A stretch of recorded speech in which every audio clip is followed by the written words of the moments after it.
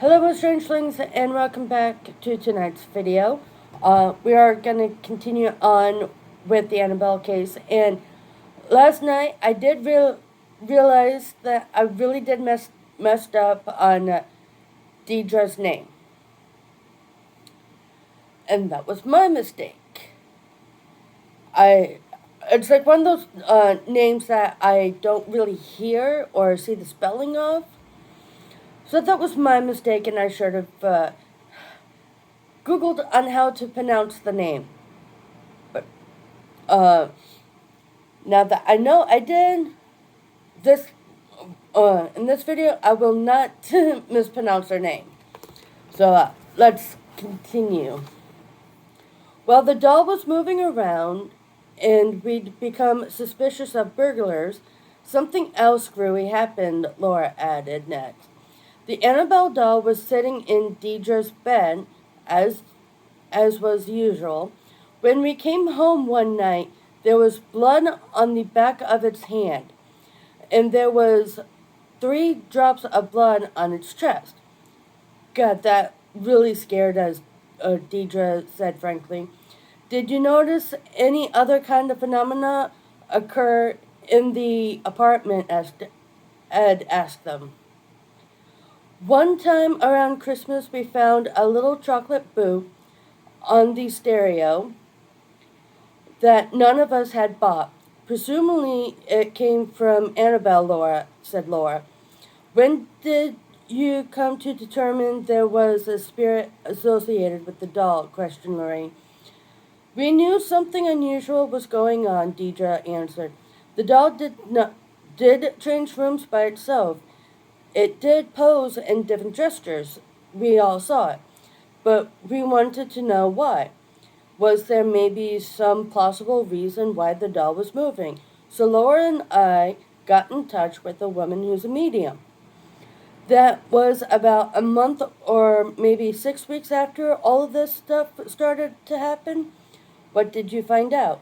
We learned that a little girl died on this property, Deidre told the Warrens.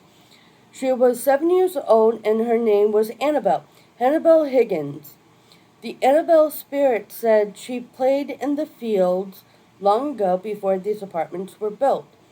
They were happy times for her, she told us, because everyone around here was grown up and only concerned with their jobs. There was no one she could relate to except us. Annabelle felt that we would be able to understand her. That's why she began moving the rag doll. All Annabelle wanted was to be loved, and so she asked if she could stay with us and move into the doll. What could we do? We said yes. Wait a minute here, and interjected.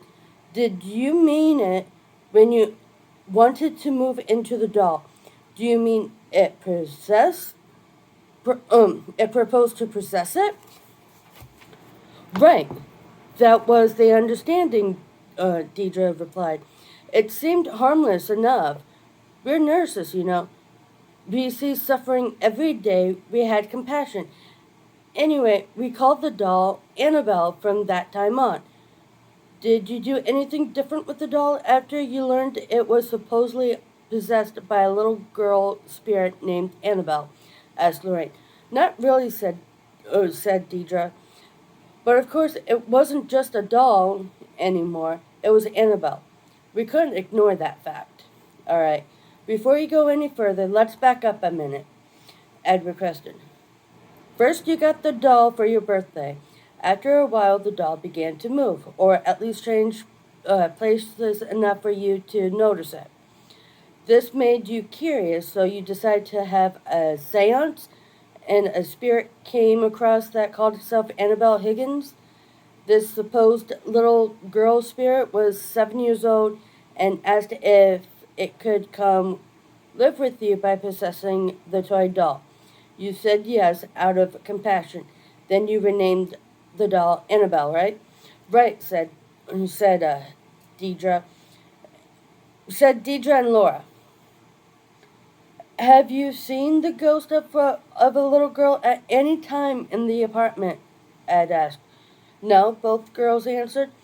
You said a chocolate item showed up here once, said Ed. Has anything else strange ever happened that you couldn't explain? One time a statue lifted up across the room, Deidre recalled. Then it tumbled in the air and fell to the floor. None of us were near the statue. It was on the other side of the room. That incident frightened us totally.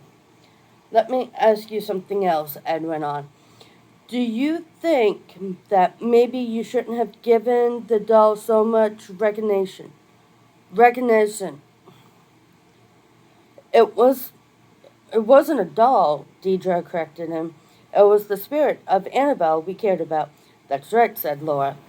I mean, before you knew anything about Annabelle, how were you to know anything? Deidre asked. But looking back on it now, maybe we shouldn't have given the doll so much credence. But really, we saw the thing as being no more than a harmless mascot. It never hurt anything, at least not until the other day.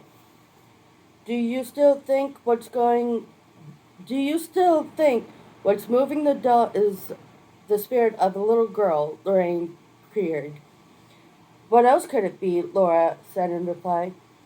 It's a damn voodoo doll. That's what it is, Cal blurted out. I told them about that thing a long time ago. The doll was just taking advantage of them. Okay, Cal, I think it's time you told your side of things, Ed remarked to the young man. Let me put it this way. I didn't like the doll, and the doll didn't like me right back, he said. The thing's got a mind, and dolls don't have minds, right? So from the beginning, I didn't think this thing moving around their apartment was cute. Beyond that, tell me about what happened to you, said Ed. Tell them about the dreams, coaxed Laura. Well, Cal picked up. The, the thing gives me bad dreams, recurrent ones, but yet what I'm going to tell you is not a dream as far as I am concerned. But I somehow saw this happen to me. The last time it happened, I fell asleep at home, a really deep sleep. While I was laying there, I saw myself wake up. Something seemed wrong to me. I looked around the room, but nothing was out of place. But then I looked down towards my feet. I saw the rag doll, Annabelle. It was slowly gliding up my body. It moved over to my chest and stopped. Then it put its two arms out. One arm touched the side of my neck, the other touched the other side, like it was making an electric connection. Then I saw myself being strangled. I was writhing and trying to push the doll off my chest, but I might as well have been pushing on a wall because it wouldn't move. I was literally strangled to death, but I couldn't help myself no matter how hard I tried. Yes, but the priest I spoke with said you'd been physically attacked. Is that what you consider to be a physical attack? Ed pressed him. No, Carl asserted. That happened here in the apartment when Laura and I were alone together. It was about 10 or 11 o'clock at night, and we were reading over maps because I was going off on a trip the next day. Everything was quiet at the time. Suddenly, we both heard a sound in Deidre's room. That made us think that someone had broken into the apartment. I quietly got up and tiptoed to the bedroom door, which was closed. I waited until the noises stopped. Then I carefully opened the door and reached in and switched on the light. Nobody was in there, except the Annabelle doll was tossed on the floor in the corner. I went in alone and walked over to the thing to see if anything unusual had happened. But as I got close to the doll, I got the distinct impression that somebody was behind me. I swung around instantly and, well, he won't talk about that part, Laura said. When Cal turned around, there wasn't anybody there, but he suddenly yelled and grabbed for his chest. He doubled over, cut and bleeding, when I got to him. The blood was all over his shirt. Cal was shaking and scared, and we went back out to the living room.